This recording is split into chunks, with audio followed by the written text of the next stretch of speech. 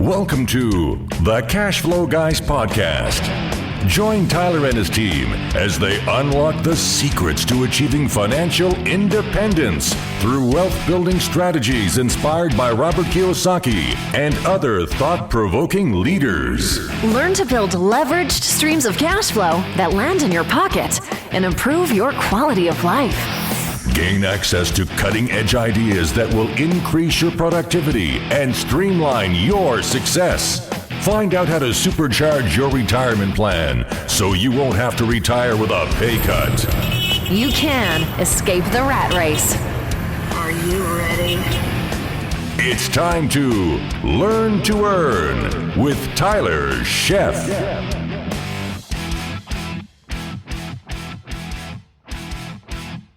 Welcome to the Cash Flow Guys podcast. It's that time again. It is Friday morning. Hopefully you are out of bed. You're up. It's early.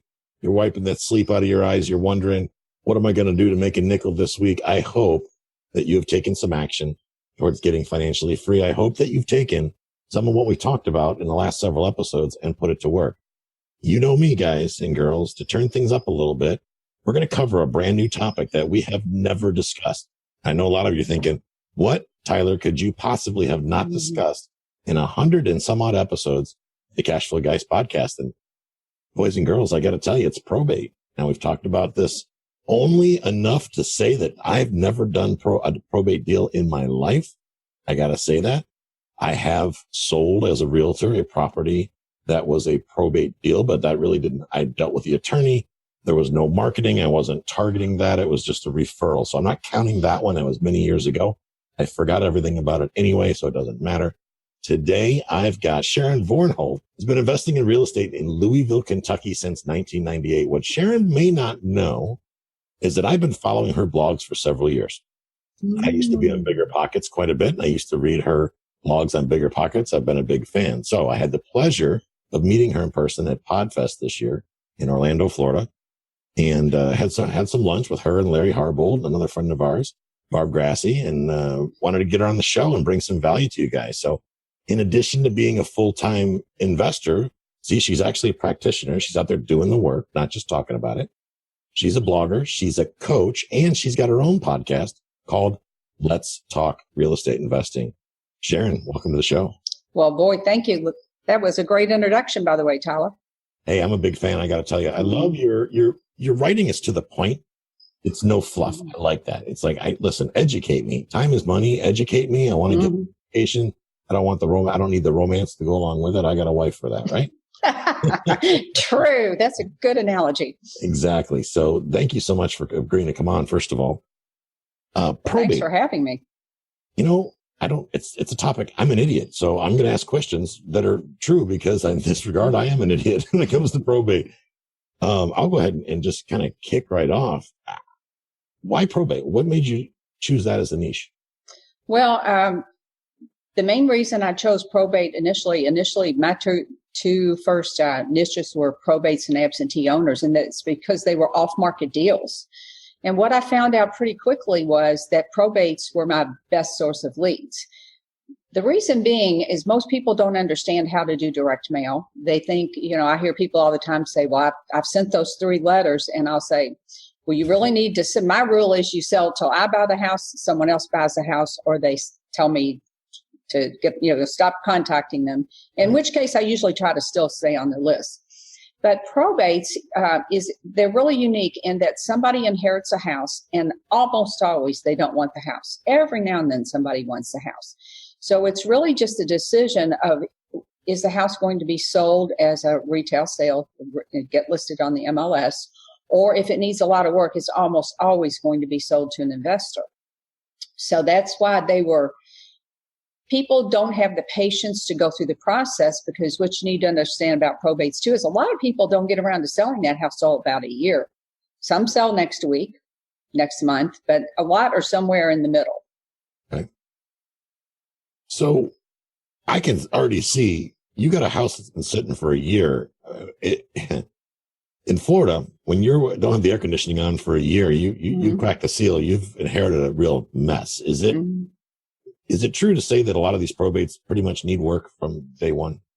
A lot of them do because, and you look at it that if you inherited you're an investor, so you would be different. But for the average person that inherits a house and they need a lot of work, they either don't have the money to update the house, or if they do, they just plain don't want to put their money into it. Right. They just want one thing. They want the cash in their pocket. So they are as a whole very motivated sellers. Now, probate houses kind of fall into three categories. They're the pretty houses, which we all know what they are. And then you got your real dogs they need a lot of work. And that's the primary house that most of us would look for. And then there's the ones in the middle. And those are the ones that are very market driven.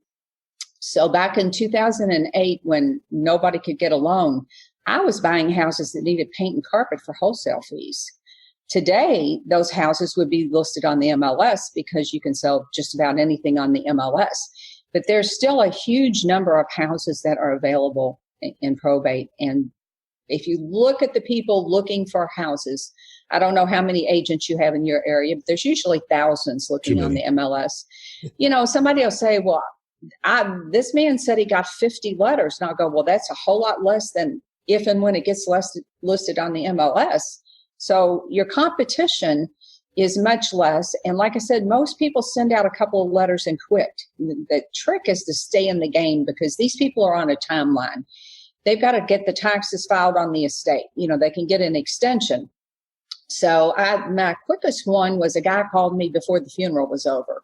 Him and his dad didn't get along. So that was a quick one. But generally, it's somewhere in the middle. A lot of people are procrastinators. They wait till about a year because when they go in the house, other than the fact they need a lot of repairs, there's one other thing they need, and that's cleaning out because the elderly often have, sometimes they're hoarders. Right. Sometimes they have 5,000 butter tubs and stacks of magazines.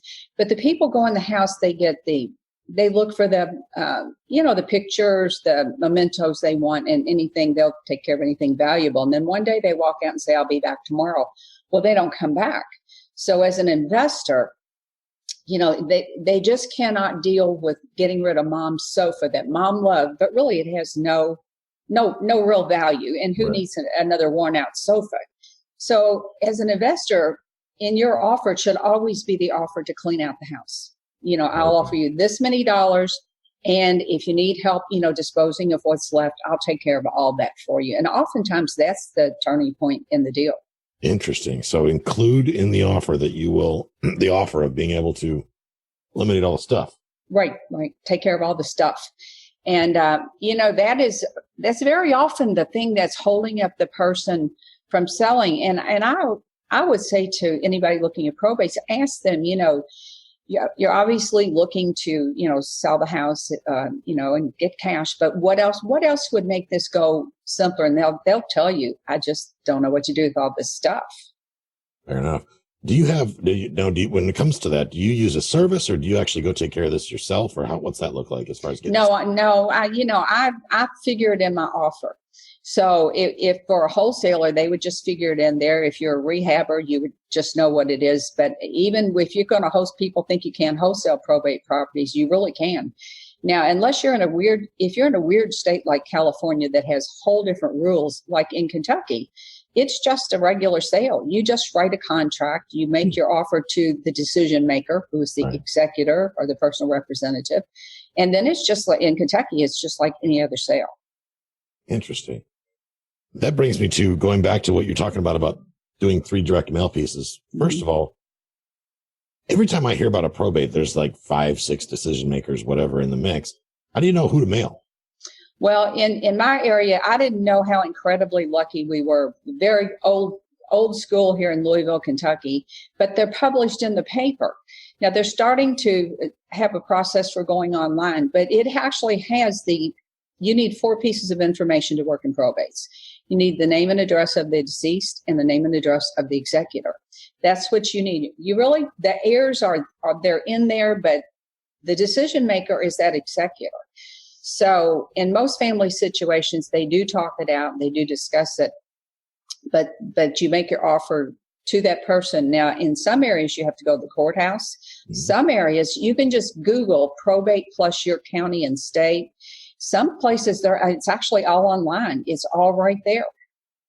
Interesting. And then, So you figure out who the what'd you say, the executor or the executor is. Yeah. That's the person, the target. That's what we're, for lack of a better term. We're going to mail them. And you said 3 is not enough. So is there a magic number? I mean, you'd said until the house is sold. So in probates in this kind of a market, it's probably going to be no more than 12 or 15 months. Okay. Now, back in 2008, it wasn't unusual to see somebody list their home for 18 months and then call me back and say, hey, I'm ready to take your offer of 85. And I'd look in my database and I'd say, well, I'll come take a look, but it was actually 65 or whatever the price was. And they'd go, oh, it's like, okay, she kept records. I suppose that's one way of negotiating, isn't it? Yeah. But there's a timeline, unlike an absentee owner where I bought a house one time after 3 years. They weren't motivated, then suddenly in 3 years they were. But probates there's kind of a timeline with probates because of filing the taxes on the estate. Interesting. Now, does this come to, and I've heard so many different versions of how to do the direct mail or what type of pieces are more effective. Some people like postcards, other people like letters. Any feedback on that? What type of mail? I am very opinionated on this one. I think you should use a white computer generated letter that with a mail merge that says, Dear Tyler, I'm contacting you about the house at this, the estate of at this address. I would never send a postcard because if you stop and think about, I always go back to when my mom passed away. I would have been so upset to get a postcard from somebody. And phone calls is just a terrible idea to call somebody that has lost someone as your first point of contact. Right. So, I'm not a yellow letter fan. So I either use postcards for most mailings or I use white computer generated letters. Now, what we did, you can do those now. There are some places you can have those done more affordably now. But the problem with outsourcing those to a mail house before was that they put them in a window envelope and nobody opens your mail. You really need a hand addressed envelope. Now there is a service or two it's hard to detect that it's not handwritten. But the way we handled it in house was my assistant, because bear in mind, you're adding every month.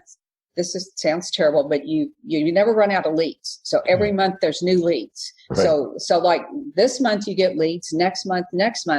So that depending on your population, you might have 800 or 1,000 potential leads at the end of a year. So it's a labor intensive process because roughly every quarter, you need to go back and have someone look through those, the month and see what's sold so that you don't continue mailing to them. Some will be sold on the MLS, right. But there's no, how when you buy a list, you can kind of self-select things. You can't do that with probates.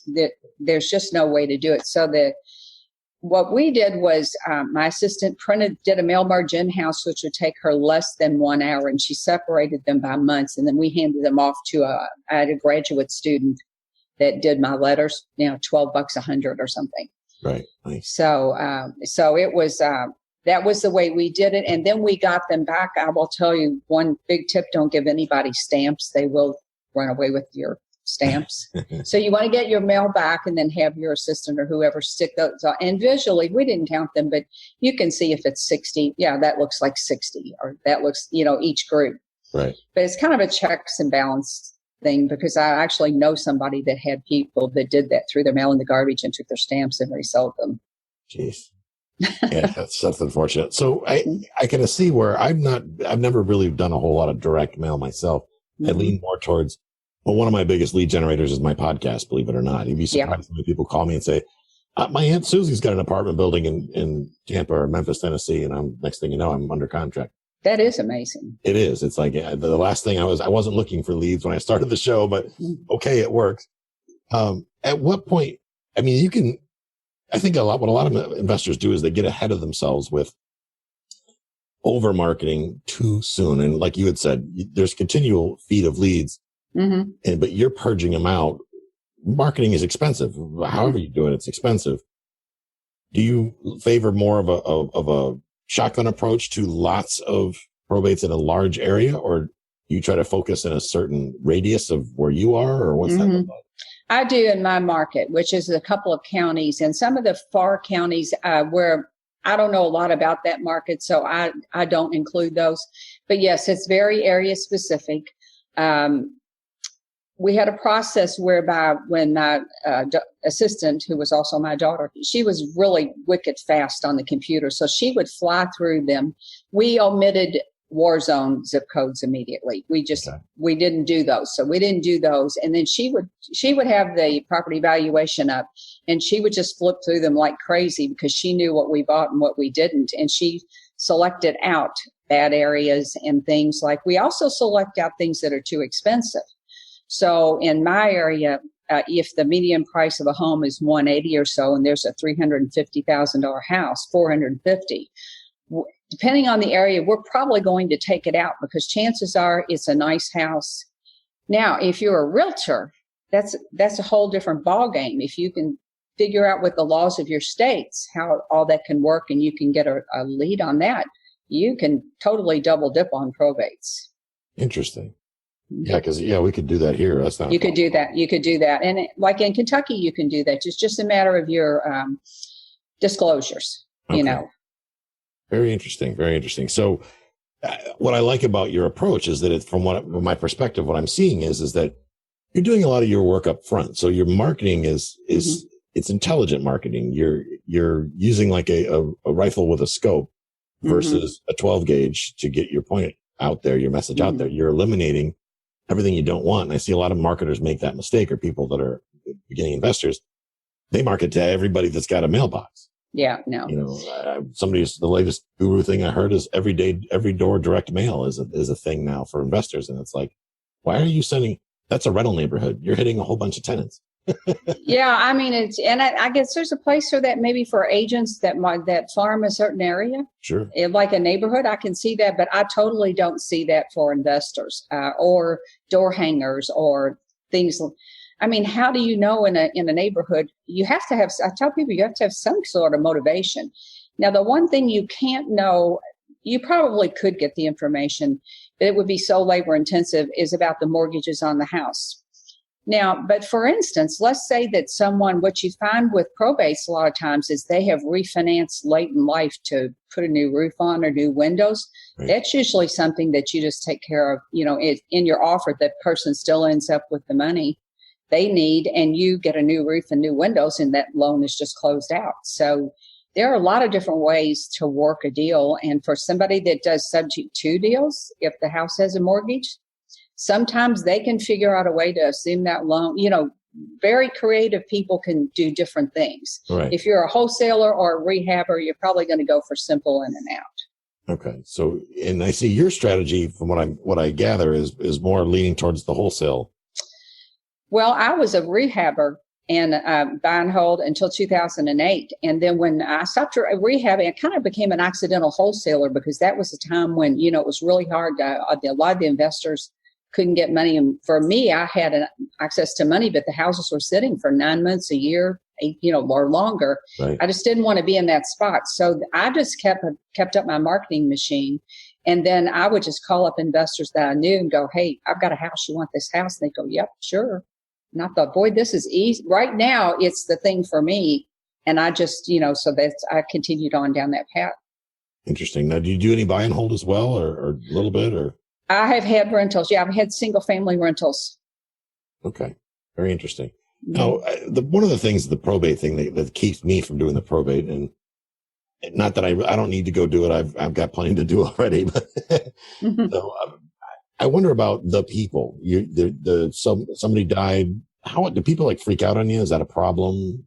People? Not really, and that's one of the things I mentioned that I'm working on a course. That's a big thing that keeps people from working in probates. They just are afraid to talk to those people. Right. But I want you to think about it differently. These are people that have a life, they have a job, may have children, problems, and now they've got another problem. They have an estate they have to settle, and in order to settle the estate, you must sell the property because someone dies. And then, the assets are sold, and then the heirs get paid. There's steps in between, but basically before the estate can can be closed and the heirs can be paid. They get what's left. All the creditors that come forth have to be paid. So if there's any outstanding money, so people mistakenly think the estate has to be closed and then they sell the house, when the house must be sold. Unless you inherit it directly. Like if I left my home, my daughter, or it's left through a trust, or, if in general, the assets have to be liquidated and then the heirs get the money. I see. Okay. So that's the thing. That's why in order to get paid, they really have to sell that house. So, every now and then somebody gets teary eyed, and I do say you need to go in and be respectful, because I'll go in a house and look around, and if I know it's their mom and I see cookbooks, you always look, I call it an opener. Right. So I'll say, oh, hey, your mom she was the cook, or I see golf clubs. Was your dad a golfer? Right. So there's it's really no different. I think maybe apartments are a little bit different in the way they're more cut and dry numbers. Yeah. These are people that have a problem, and if their house is a mess, they're like their parents' home. Let's say they were hoarders. These people are horribly embarrassed. Yeah. So I always say to them, hey, look, I do this all day long, and trust me, your house, I've seen lots worse. So no need to worry. This is something we can totally take care of for you. Is that a stumbling block for you? And they'll go, yes. And there's your other than the money. Well, the hoarding thing, I'm glad you brought that up, because that's very common, and not necessarily here in Florida, just across the country. And yes, I've realized, because I have dealt with a lot of hoarder houses. I used to flip houses as well many years ago, but we just did one last year. I worked as the realtor on the deal, where it wasn't a probate because the lady hadn't passed away yet, thank goodness. But because she was a hoarder, her son basically relocated her to his home farther up the state in Orlando. Mm-hmm. And one of the reasons why he hadn't sold the house is he was completely overwhelmed. Right. He just couldn't take the next steps. Yeah. He didn't know what to do. And it was his childhood home. But literally, I remember this. I have pictures of it. You open the front door and the garbage was about chest high. Mm-hmm. You had to climb in the front door to get into the house. And it was a real traumatic thing for him, that process. So as soon as we remove that, it's like, we're going to take care of all this stuff. Mm-hmm. I would think that would be assumed anyway, but I guess I was wrong in thinking that. No, they don't assume that you're going to do that for them. And even when it's not a hoarder house, I mean, you'll look around and there will be stacks of National Geographics 5 feet tall. And like I said, they keep things like butter tubs, newspapers. There's always a lot of stuff in there. And then if there's anything that we can donate to a shelter, I always tell them that makes them feel better too. If someone can make use of the kitchen table or whatever it is, we donate that rather than junk it out. We'll have somebody come pick it up. So that makes them feel better too. Now, when it comes to the actual, getting back to the mailing piece of it, I know this is what I think your expertise is coaching and courses, is the marketing behind it, which I love, because I don't think that's being done. At least if it is, it's not being done well outside of your program in the industry. How soon is too soon? So you get the death notice. Well, bear in mind that people don't open the estate oftentimes for months. So I don't even look at the date of death, because you would have to go back. First of all, it's not published in our newspaper. We could go back and try to look up in the will, but it's really irrelevant. And here's why: because most people don't open the estate for a period of time. They wait till they're more emotionally able to handle it. So it might be 3 months, 4 months, 5 months. Okay. But when they open that estate, that is when they're saying, I'm ready to move forward. Okay. So if it's been a month or if it's been a year, and whatever that time period has passed, that's your clue that they're ready to move forward, because that's a physical activity they have to do. One thing you said that I like, and I think for the listeners, this is an important takeaway, is that your marketing style is very upfront. You're not trying to deceive. You're not using anything that would trick, quote unquote, somebody into opening your thing. You're doing a consistent product. You're putting out the similar message time and time again. You're not using any innuendos or gimmicks to get people to open. I think that's important, especially with a probate. Mm-hmm. It's a sensitive situation as it is. And the last thing I know I would want would be to feel like I was being tricked or feeling like a vulture was coming after me. So I like that style, that your way you're doing things. And I hear people argue with me, and I say, well, we'll just agree to disagree. I think it's wrong to send them like an invitation style envelope or something like that. Right. I just don't, to me, it's just not, like you said, it's not the truthful, ethical way to do it. And I tell them up front in my letter, I have 2 letter ones that'll be in my course. So one is a no condolences, and one is I want to express my condolences. Now, that's the one I use because I want to be upfront that I know they're in a hard situation. And believe me, if you don't say that, they're going to say, and how did you get my name? And then the 100-pound elephant in the room. And then you're going to be on the phone saying, well, I got your thing from public records. What do you mean public records? Right. So I just prefer to say to them, and I use a very low key and a very nurturing along the path series of letters. So I'll tell them I'm available to help them when they're ready. And then maybe, and I mail monthly, always monthly. Okay. So maybe the next letter is, hey, I was just checking in. Maybe a letter will say, it's been a few months now since you opened the estate, but it's always very low key. And, just let me know. And if you need help, with disposing of whatever properties left in the house, we can help you. We can take care of that for you. So people in probates, if you're in a foreclosure situation, you've got a drop dead timeline. Sure. Probates have a little more leeway. And when they're emotionally ready, you want to be the one. Remember that 81% of your deals from direct mail will come at or beyond the 5th mailing. Now, does that mean you won't get a deal from one? No.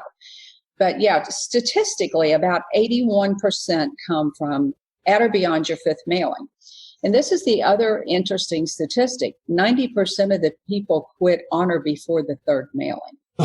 So just by staying in the game, they may get 50 letters month 1. They may get 30 month 2, but it's going to go down and down and down. And I've had people tell me time and time again, you're the person that, there was no pressure.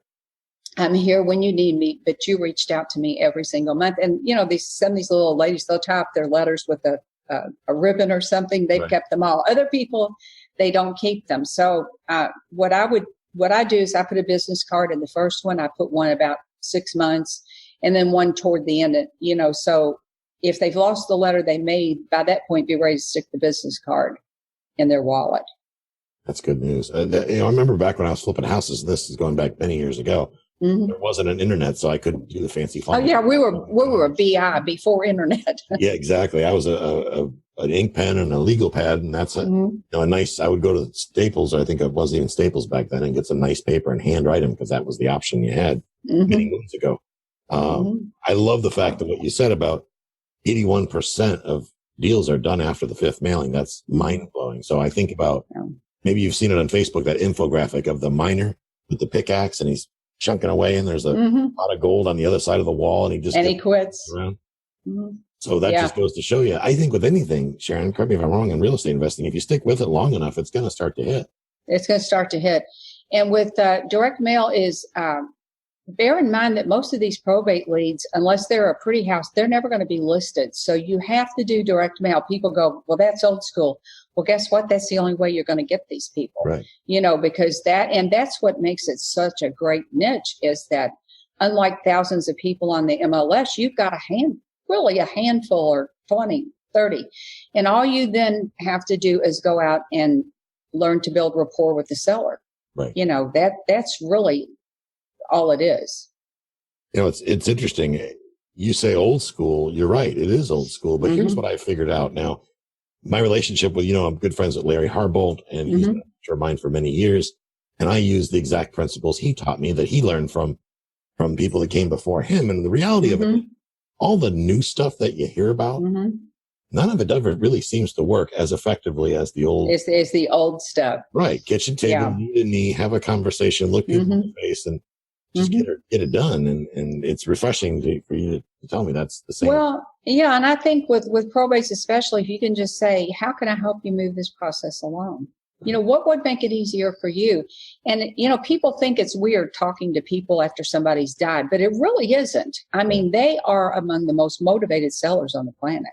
They just want you to help them get out of the mess they're in so they can move on with their life. Absolutely. So they've got motivation. They've got motivation. Mm-hmm. And essentially they're collecting a payday that they didn't know they were going to have however long ago, Exactly.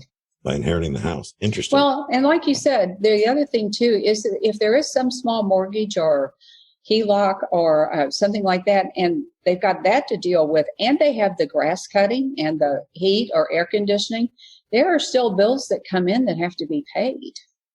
Cashing checks is fun, but writing them is no fun. No fun.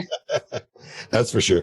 You've got a coaching program I saw on your website, and briefly talking about it before we recorded. It's intriguing. It's different.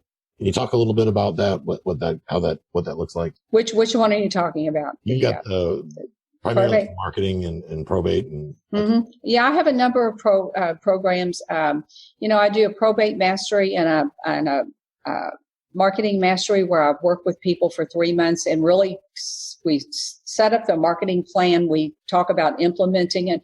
It's a customized thing that I do with that person, because what you need and what somebody else needs, it's two entirely different things. And we start from where you are and go forward. So, I do that.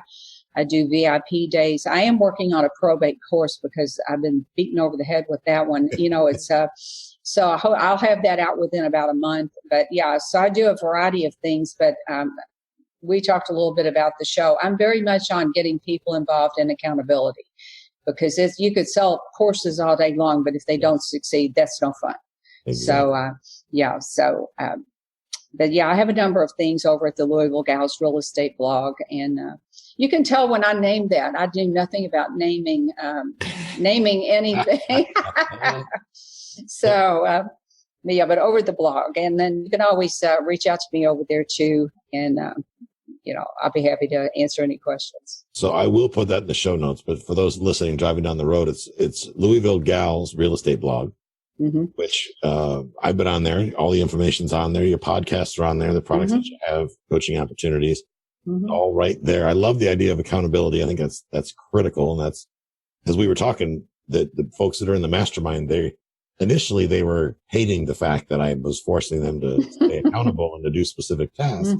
But now we're rounding up this first class. Now everybody's looking back on it going, boy, I'm glad that you kicked me in the short pants, because now I'm not as afraid as I was before, and I'm actually getting stuff done. So and people are afraid, and they get overwhelmed. And I think that's really the key to success, is the accountability part. And I think that's what probably makes your program so successful. And I'm sure you're a good accountability partner, and I'm a good accountability partner too. So, and people need that. Heck, we've all had accountability partners. Amen. That's for sure.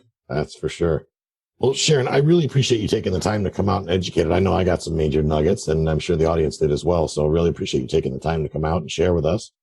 And folks, if you want to learn more, in the show notes, I will put the links to Sharon's blog and social media and whatnot. Sharon, anything you want to add before we call it a day? Just one thing, they can come over to the blog, and right there on the homepage, they can get for a sample probate letter, and which they'll give them something to get started with. And I've got a ton of posts on blog posts, videos, and podcasts on probate investing. Outstanding. All right. Well, thank you very much. Thanks again for coming. Well, thanks for having me. It was fun. All right, ladies and gentlemen, that's going to wrap this week's episode of the Cash Flow Guys podcast. The only way you're going to get financially free is to get off the couch and take the action necessary to do so. You can't sit there and do nothing and watch TV all day. YouTube isn't going to set you free. This podcast isn't going to set you free. The action that you take from what you learn on shows like this and shows like Sharon's, and getting involved, getting yourself out there, stepping up and doing the work is what's going to get you free. So get up, get out there, and make it happen. We'll catch up with you guys next week. This concludes today's episode. You don't have to wait till the next episode to learn to earn. Head over to cashflowguys.com and contact Tyler and his team for more powerful tips and ideas, so you can start generating multiple streams of income and escape the rat race.